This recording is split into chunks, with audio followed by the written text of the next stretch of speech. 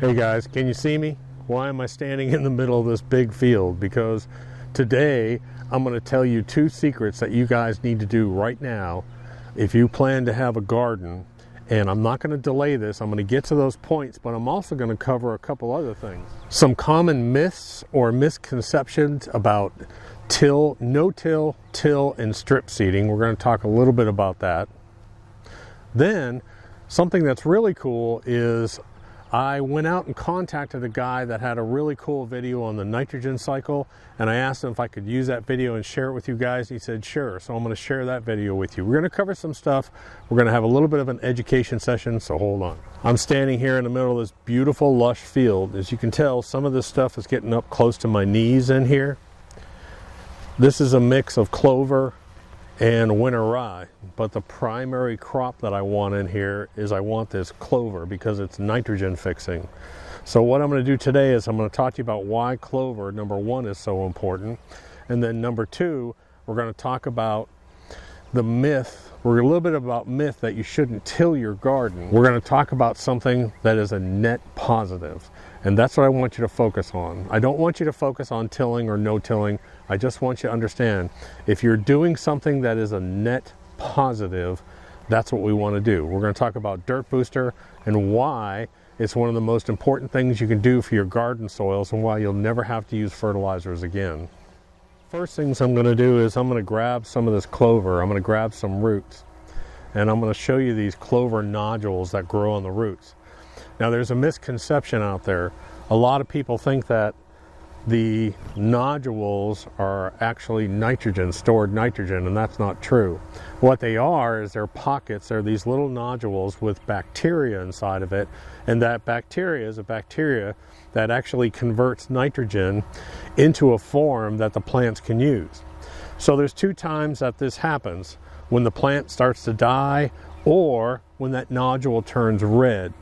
But in any case, one of the most important things you can do for your garden is stop focusing on having this pretty garden with just dirt. You want to have biodiversity inside your garden. You want to have roots in the ground. And I'm not just talking about the plants itself. I'm talking about your entire garden. This is the new movement, guys. No-till, roots in the ground all the time, cover on it. This is so important. I'm also going to talk to you a little bit about strip tilling, and then I'm going to share a video with you guys from a guy I love to watch. He's got some great videos, and his channel is actually called No Till Grower. He does some really good videos, gives some real information, but he talks. In the description down below, I always put on a page. I'm going to link to the products I talk about, but I'm going to embed one of his videos that talks about when is the right time to actually use tillage. He's a no-till farmer. That's what he stresses. But he also tells you there are times. So as an example, let me just give you one example. You have some really hard, nasty clay soil. Well, if you want to actually get in there and have a crop this year, you want to plant right now, you have to do something to amend that soil. You can't wait. The average benefit time for no-till farming, if you look at the research papers, and trust me, I read a lot, and I subscribe to No-Till Growers magazine. I read a ton of this stuff. The average time when you start to see the benefit, a farmer will start to see the benefit on a large scale, is anywhere from 3 till about 10 years. Morning. So it's the next morning. It's actually a little chilly out here. I spent most of the day up there in the fields doing some trimming up in the fields, but what I want to do now is I want to put up that short video clip of the nitrogen cycle. It's a really good video, and it explains how important the actual biology that's under the soil and why we want to protect that. But then I also want to talk, right after that, I want to talk about Dirt Booster and why over a 4-year period, this has been developed over 4 years, multi-generations of products, why that stuff fits into this cycle so positively, and also why clover helps out and why we always put clover, and we also mix in wildflowers and all kinds of stuff into our gardens so that all of our garden surface is a living surface and all of our soil is living. So let me pop that video up. Peas, beans, and clover are among the 18,000 species in the pea family. Most species in this family, including these 3, are known as nitrogen fixers.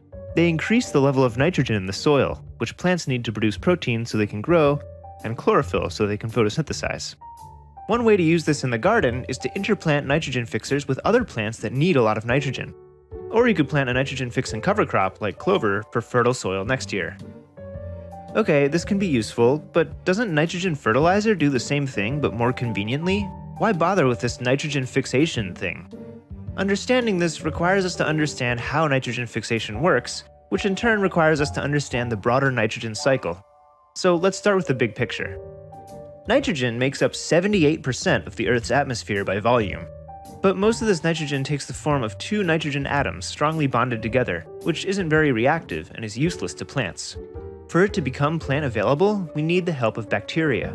Various species of bacteria eat atmospheric nitrogen and poop out ammonium. This gets eaten by other kinds of bacteria, which poop out nitrite, which gets eaten by yet another kind of bacteria, which poops out nitrate. All of these forms of nitrogen are available for plants, especially nitrate, which is the easiest for plants to use. Plants can take this up directly if it is near their roots, but they most often rely on strands of fungi that attach to their roots and bring nutrients to them in exchange for the sugars and carbohydrates the plant roots exude. Dead plant material is also rich in nitrogen and gets brought down with the help of worms, whose poop is a delicacy among nitrifying bacteria. Some of the ways nitrogen exits the soil is when the crop is harvested, when water carries it away, or when it becomes gaseous and returns to the atmosphere. Or if the soil lacks oxygen, different anaerobic bacteria grow, which convert nitrates back into atmospheric nitrogen. Notice that these things only happen with loose nitrogen in the soil, not with nitrogen inside organisms. All right, so now I think you understand a little bit more about the nitrogen cycle and why this living process that takes place is important. Now you understand why clover is so important. Excuse the birds. Now let's talk about Dirt Booster. Dirt Booster is a product that has been developed over a 4-year period and has gone through a couple different life cycles and improvements. We continually have worked with the Andersons, their laboratories, and their ag research department to improve this. This used to be a 2-part process where we took the raw material and then there was a packet that included the mycorrhizal fungi spores, which are really important if you just watch that video, and the microbes, additional soil microbes. So now this product is an all-in-one product. It's all in there. So all we have to do is we put it under our soil whenever we're working it into the soil, whenever we're doing any initial tillage, whatever we're doing. We also show in previous videos, you need to watch the previous videos about how we make this super compost. That can be top applied if you want, if you don't want to do any tilling.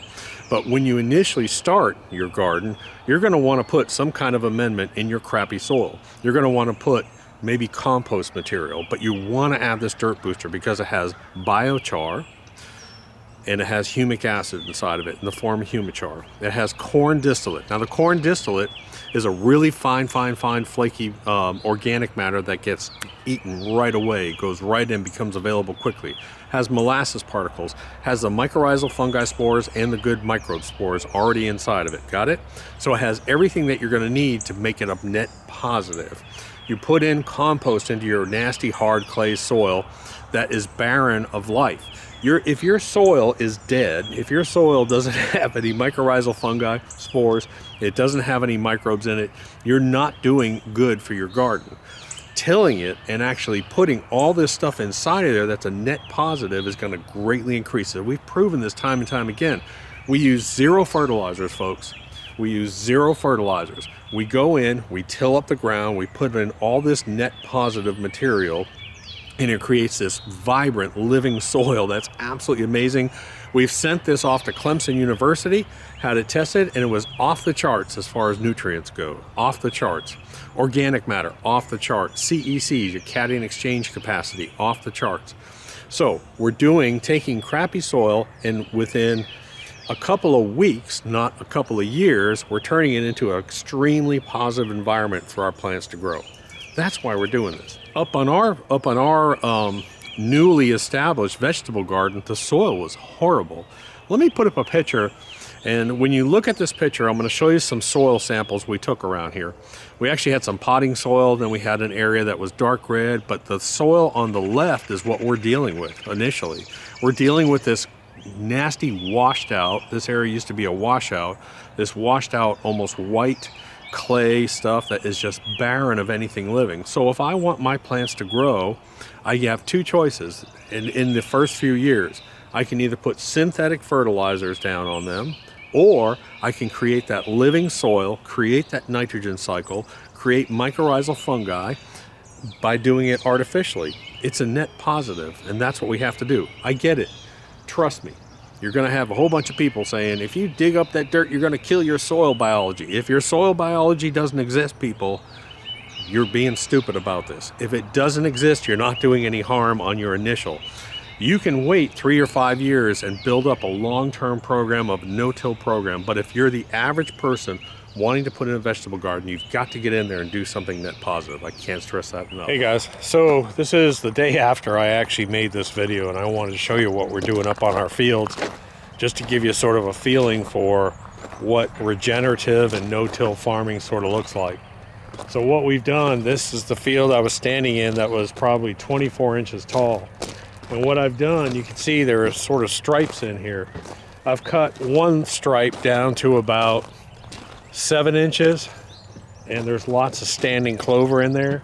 And then the other stripe is about 4 inches. And what we're going to do is we're going to come back in here. We're going to reseed this whole thing with white clover again, start that process over. And then we're going to come in here, we're going to strip this with buckwheat and probably some brassica as well too, which is like a turnip. So that's what we're doing. This is all for the wildlife that we plant. Now let me show you the finished product on this garden.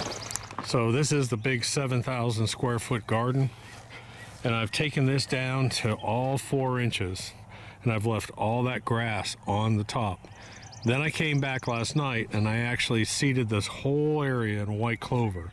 And what we'll do is we'll actually rototill strips, just strips in here, a few strips every 5 or 6 feet, and we'll put the dirt booster just on those strips. Now let's look at this upper field.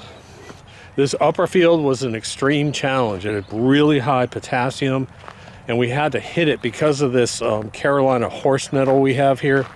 We had to hit it with some diquat, and it just set this field back. We couldn't get anything to grow, but now look at it. This field was dirt for almost 9 months, and now it's just thick and lush. So I've come through here and I've cut this field down to 7 inches, and we're going to come back in. We're going to seed this with clover and brassica as well too. This is really set up for the wildlife, but I'm going to run probably just about 4 long strips in here. This is a really good field for things like squash, things that take up a lot of room. 8 foot apart the rows, and we'll have yellow squash, zucchini, cantaloupe, watermelon, and we'll just let that all grow in here like crazy. Now the upper field. So this upper area, David bush hogged that whole area up there. That's probably another, I would say 1 to 2 acres. I went ahead and sprayed that to kill that off. He's gonna strip in some corn up there. I don't know why, but I've always wanted corn. So I just want some corn, just a few strips of corn up there. He's got a row maker, and that's an automatic seeder. So I figured go ahead and give it a shot, and we'll go up there and just do something. But I'll also plant more clover up there too, clover and brassica. Now, let me show you this idea I had this area. See all these little saplings over here in the woods? See all that? That's how these fields were, by the way. Well, that's what this area looked like too. So I had John and Jeff, the 2 guys that helped me on the property, I had them come up and cut all the saplings, and then David came by and bush hogged this, and we're actually going to plant, we're going to turn this into a little orchard. So what I'm going to have is, we're going to try all different stuff. We're going to try peaches, pears, plums, apples. David said he's had the most luck with pears for some reason. He said in the 2nd year he had big pears. So I definitely want to put some pears in there. So that's kind of what we're doing with the property. So now you sort of get a feel for these fields that are up here and what a living field looks like. Understand, no-till farming, no-till gardening takes a long-term commitment. That's why if you want to go out and take a piece of ground that's crappy soil, it has nothing living inside of it, it's dead, it's hard-packed clay, going in there and initially doing a till to form up your mounds, to put something good, some kind of amendment in there to make it a positive, that's a good thing. So a lot of people are going to say you're tilling up your soil, you're killing your microbes. Well, if there's nothing there to kill, there's nothing there to kill. That was my main point with this whole thing up here. Trust me, we understand. We keep these fields green 365 days a year. I'm pumping pond water 500 feet up to my irrigation up here to keep these fields green. We understand living soil. We understand roots in the ground. We understand armor on the soil at all times. These fields are never bare. I've got to head over to the other house. It's almost time to start doing that lawn. It's starting to green up a little bit.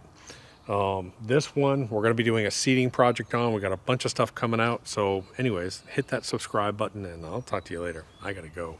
Doc.